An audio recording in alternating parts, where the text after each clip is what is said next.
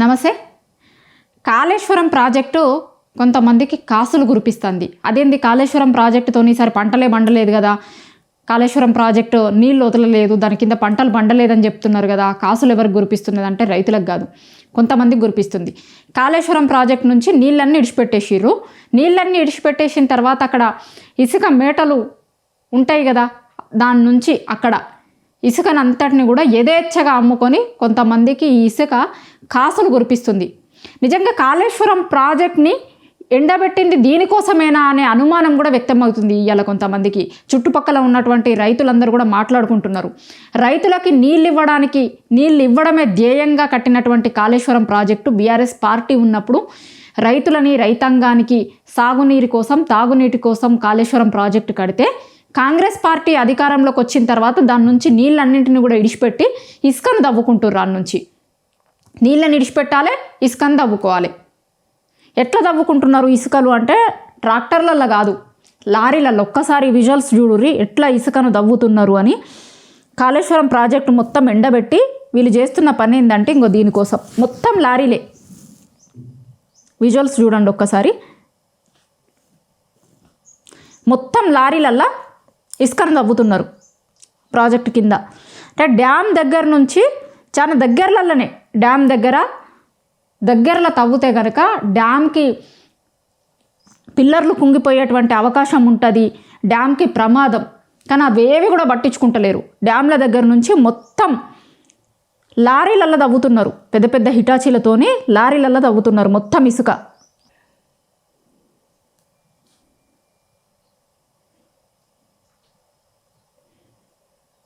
మొత్తం లారీలే.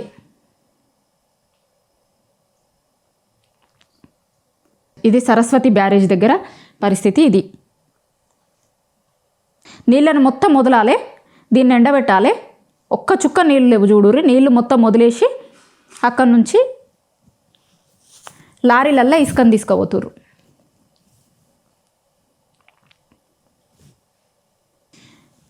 National dam safety నివేదిక ఒకటి ఇచ్చింది కదా, కాళేశ్వరంలో నీళ్ళని నిల్వ ఉంచొద్దు అనేటువంటి దాన్ని బేస్ చేసుకొని నీళ్ళను మొత్తం కిందికి వదిలి మొత్తం ఇసుకని ఇట్లా యథేచ్ఛగా అక్రమంగా, నిజంగా అక్రమంగానే అది. ఎందుకంటే దేని నుంచి ఇస్తున్నారు, ఎట్లుంది, దానికి ఒక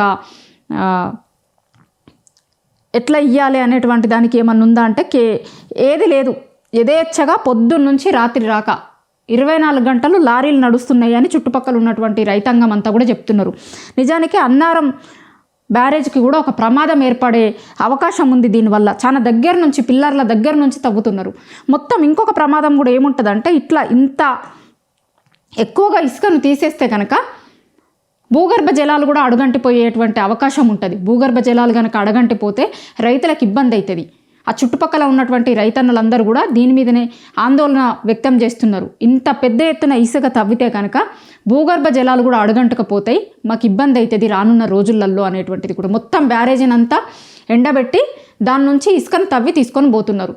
మరి ఈ ఇసుక అంతా ఎక్కడికి పోతుంది, ఎవరు తవ్వుతున్నారు, ఏంటిది అనేటువంటిది ప్రభుత్వమే సమాధానం చెప్పాలి. అసలు మేము ఈసారి కాళేశ్వరం ప్రాజెక్టు కింద ఒక్క ఎకరం కూడా నీళ్లు వండలేదు, కాళేశ్వరం ప్రాజెక్టు మొత్తం అవినీతిమయమైంది, ఇదైంది అదైంది అని చెప్పారు కదా కాంగ్రెస్ పార్టీ నాయకులు. మరి దీన్ని మొత్తం ఎండబెట్టి ఇప్పుడు ఈ ఇసుకని తవ్వి ఎవరి జేబులలోకి పోతున్నాయి ఈ పైసలన్నీ, ఎక్కడికి పోతున్నాయి? ఈ ఇసుక అంతా అక్రమ రవాణా ఎందుకు కొనసాగుతుంది? ఎవరు పర్మిషన్ ఇచ్చిర్రు ఇన్ని లారీలల్లో ఇసుకను తవ్వడానికి?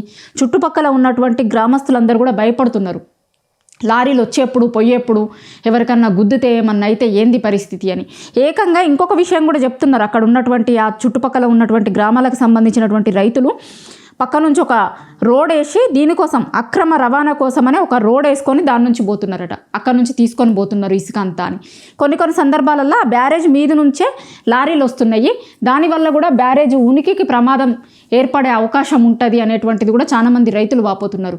కాళేశ్వరం ప్రాజెక్టు రైతుల కోసం కట్టినటువంటి కాళేశ్వరం ప్రాజెక్టు ఇవాళ ఈ ప్రభుత్వంలో కాసులు కురిపిస్తుంది కొంతమందికి.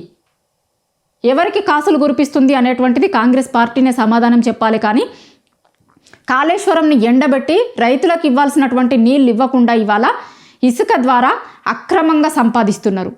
చుట్టుపక్కల ఉన్నటువంటి రైతులందరూ కూడా ఆందోళన వ్యక్తం చేస్తున్నారు. ఇది ఇట్లనే కొనసాగితే కనుక మాకు ఇబ్బంది అవుతుంది, గ్రౌండ్ వాటర్ అంతా కూడా ఉండకుండా పోతుంది, అన్నారం బ్యారేజీ మొత్తం బ్యారేజీకే ప్రమాదం వచ్చేటువంటి అవకాశం ఉంటుంది, దానికి చాలా దగ్గర నుంచి ఇసుకను తవ్వుతే కనుక పిల్లర్లకి పగుళ్ళు ఏర్పడో లేదంటే పిల్లర్ల కింద ఇసుకనంతా కూడా తీసేస్తే బ్యారేజీకే ప్రమాదం ఏర్పడేటువంటి అవకాశం ఉంటుంది, ఇసుక కోసమని చేసేటువంటి దానివల్ల మా అందరికీ నష్టం జరుగుతుంది, అక్కడి నుంచి నీళ్లు రావడం వల్ల చుట్టుపక్కల ఉన్నటువంటి గ్రామాలకు సంబంధించినటువంటి వాళ్ళు పంటలని సాగు చేస్తారు, మాకందరికీ కూడా ఇబ్బంది వస్తుంది, భవిష్యత్తులో మాకు వ్యవసాయం చేసుకునేందుకు ఇబ్బంది ఉండేటువంటి పరిస్థితులు తలెత్తుతాయి, ఇది ఇట్లనే కొనసాగితే కనుక ఖచ్చితంగా ప్రభుత్వం దీని మీద చర్యలు తీసుకోవాలి అని కోరుతున్నారు. అక్కడ చుట్టుపక్కల ఉండేటువంటి గ్రామాలకు సంబంధించినటువంటి గ్రామస్తులు కావచ్చు, అదేవిధంగా రైతులందరూ కూడా ఈ 3 బ్యారేజీల నుంచి ఇసుక అక్రమ రవాణాను వెంటనే ప్రభుత్వం అరికట్టి వీళ్ళ మీద